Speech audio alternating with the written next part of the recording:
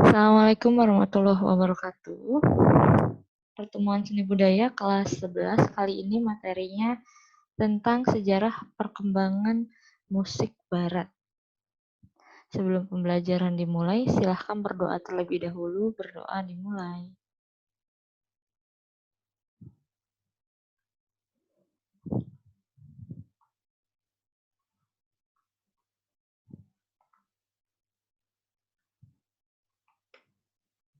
Nah, kita langsung lanjut materinya. Apa itu musik barat? Musik barat adalah jenis musik yang berasal dari negara barat tentunya. Musik ini sangat berkembang di negara timur termasuk Indonesia. Musik ini bisa dimanfaatkan untuk kebutuhan pendidikan, politik, hiburan, agama, kesehatan, dan yang lain-lain. Yang akan kita pelajari yaitu tentang sejarah musik barat. Ada 9 perkembangannya. Yang pertama itu dari zaman Yunani kuno, mulai tahun 1100 sebelum Masehi. Yang kedua zaman Romawi, mulai tahun 753 sebelum Masehi. Ada lagi abad pertengahan. Yang ketiga, tahun 500 sampai 1350 Masehi. Zaman Renaissance, tahun 1350 sampai 1600. Zaman Barok, tahun 1600 sampai tahun 1750. Yang selanjutnya, yang keenam itu zaman musik klasik. Tahun 1750 sampai 1800. Yang selanjutnya, yang ketujuh, zaman romantik. Tahun 1800 sampai 1890. Yang kedelapan, zaman peralihan. Tahun 1890 sampai awal abad 20. Yang kesembilan, abad modern. Dari tahun 1900 sampai sekarang. Nah, ini ada 9 perkembangannya, ada 9. Silakan kalian pahami tahunnya dari tahun ke tahun, dari zaman ke zaman, dan abadnya. Kita bahas satu persatu. Dari yang pertama yaitu zaman Yunani kuno. Menurut mitos Yunani kuno, musik dianggap sebagai ciptaan dewa-dewi atau setengah dewa seperti Apollo, Ampion, Orpheus. Mereka menganggap bahwa musik memiliki kekuasaan ajaib yang dapat menyempurnakan tubuh dan jiwa manusia, serta membuat mukjizat dalam dunia alamiah. Oleh karena itu, musik tidak dapat dipisahkan dari upacara-upacara keagamaan. Dalam periode Yunani kuno, muncul 2 aliran musik, yaitu musik untuk ibadah Dionysus dan musik untuk persembahan dewa Apollo. Musik aliran Dionysian berkecenderungan membangkitkan semangat, kegemparan, dan sifat-sifat lain yang kurang baik. Sedangkan musik Apollonian berkecenderungan menimbulkan ketenangan dan dorongan spiritual. Berdasarkan kecenderungan ini, aliran klasik disebut Apollonian dan aliran romantik disebut Dionysian. Dalam sejarah dari sebuah seni dasar musik barat, ya. Yang selanjutnya, yang kedua itu zaman Romawi. Alat-alat musik yang lahir pada masa Romawi diantaranya beberapa jenis musik tiup dari logam seperti trompet dan horn. Sejenis organ hidrolis dengan papan tuts yang memanfaatkan tekanan air sebagai peniupnya. Alat-alat musik ini dipakai dalam teater-teater terbuka untuk mengiringi pertarungan para gladiator. Popularitas musik pada zaman Romawi kuno ini semakin meningkat karena Kaisar Nero pun dikenal sebagai pemusik handal. Yang selanjutnya ada abad pertengahan.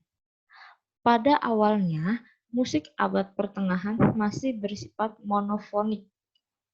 Monofonik itu berasal dari kata Yunani, monos, berarti tunggal, dan phoneo, berarti bunyi.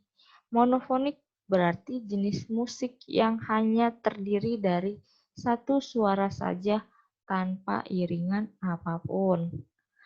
Seni musik abad pertengahan juga didominasi oleh musik gereja yang bersumber pada seni musik Yahudi. Dalam hal ini adalah madah atau nyanyian yang bersumber dari ayat-ayat suci. Pada masa ini, seni musik monofonik mencapai puncak kesempurnaan artistik, terutama pada masa Paus Gregorius Agung, tahun 540 sampai 604. Oleh sebab itu, musik pada abad pertengahan juga disebut musik Gregorian. Yang selanjutnya, zaman Renaissance. Kata Renaissance berasal dari bahasa Prancis, yaitu Renaissance, yang berarti lahir baru, menemukan kembali jati diri manusia. Artinya, manusia dengan akal budi dan aspirasi cipta karya karsanya berhak untuk menentukan hal-hal yang berkaitan dengan individunya. Itu ya, pengertian dari Renaissance itu atau lahir baru. Tahap awal perkembangan gerakan Renaissance dalam kesenian dan kesusastraan terasa di Italia, kemudian menyebar ke Eropa Utara. Di Italia muncul tokoh-tokoh seni sastra antara lain Botticelli, Leonardo da Vinci, Raphael, Michelangelo, Cellini, Ariosto, dan Machiavelli. Tokoh-tokohnya silakan dihafalkan. Lanjut yang selanjutnya, zaman barok. Istilah barok diambil dari bahasa Portugis, berarti baroko, yang berarti mutiara. Awalnya, gaya musik zaman barok dikritik sebagai musik yang harmoninya kurang jelas, kehilangan bentuk normal, eksentrik atau berlebihan, kurang bermutu, bahkan dekaden atau merosot. Namun karena perkembangan dasar-dasar estetika yang baru, gaya musik barok semakin dinilai secara positif. Gaya musik zaman barok memang tidak jelas, berbelit-belit dan bombastis, namun hidup lancar, lincah, dan penuh perasaan, sehingga sangat cocok untuk penyajian opera yang saat itu mulai populer. Ini di zaman barok. Yang selanjutnya ada zaman klasik. Menurut Frederick Blam, tahun 1958, musik klasik adalah karya seni musik yang sempat mengintikan daya ekspresi dan bentuk bersejarah sedemikian rupa sehingga tercipta suatu ekspresi yang meyakinkan dan dapat bertahan terus. Zaman klasik ditandai dengan kembalinya gaya seni yang memperhatikan kaidah-kaidah formal. Pada masa ini, seniman kembali menengok kepada gaya seni zaman Yunani kuno. Struktur bentuk dan komposisi musik kembali mengikuti kaidah-kaidah formal dalam mencapai kesempurnaan. Lanjut, zaman romantik. Istilah romantik dalam sejarah perkembangan musik Eropa berhubungan dengan perasaan, sikap batin, dan jiwa manusia. Ciri khas musik zaman romantik adalah sebagai berikut. Yang pertama, segi bentuk musik romantik masih mempertahankan bentuk-bentuk musik klasik tetapi dengan perluasan dan perubahan. Yang kedua, segi harmoni. Musik romantik mengembangkan musik klasik dengan penambahan nada-nada kromatis.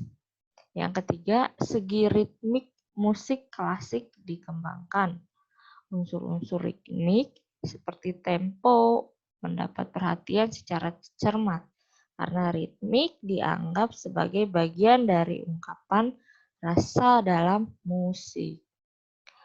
Yang keempat, segi warna suara instrumen yang menghasilkan suara alamiah seperti flute atau suling, klarinet, tuba, dan trombon lebih diutamakan karena dapat menimbulkan suasana sakral dan hikmat. Ini pada zaman romantik. Kita lanjut yang ke-8. Zaman peralihan, yaitu peninggal Wagner. Musik zaman romantik berakhir. Setelah itu, musik memiliki ciri yang lebih tegas. Warna nasionalnya karena pada saat itu mulai muncul kesadaran nasionalisme. Yang selanjutnya abad modern. Yang terakhir ya sampai sekarang abad modern. Yaitu ciri paling penting dalam gerakan musik modern adalah sikap emansipatif, yaitu sikap yang ingin membebaskan diri dari segala belenggu aturan yang mengekang kebebasan berekspresi. Maka mulailah gejala munculnya aliran musik impresionis, ekspresionisme, dan eksperimental. Gaya musik impresionisme mulai merasuk ke dunia musik. Gaya musik ini menekankan pada timbulnya kesan yang kuat bagi pendengar. Claude Acil Debussy tahun 1862 sampai 1918 merupakan pelopor aliran musik impresionisme. Musik Debussy mulai memasuki sistem tonal yang tidak hanya dari nada-nada diatonis saja, tapi juga memasukkan nada-nada pentatonis. Salah satunya adalah nada pentatonis gamelan Jawa. Sampai sekarang ya. Jadi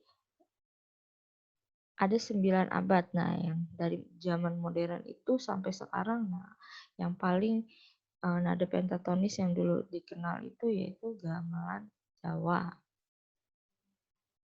Terima kasih. Sekian untuk pembahasan ini. Semoga bermanfaat. Assalamualaikum warahmatullahi wabarakatuh.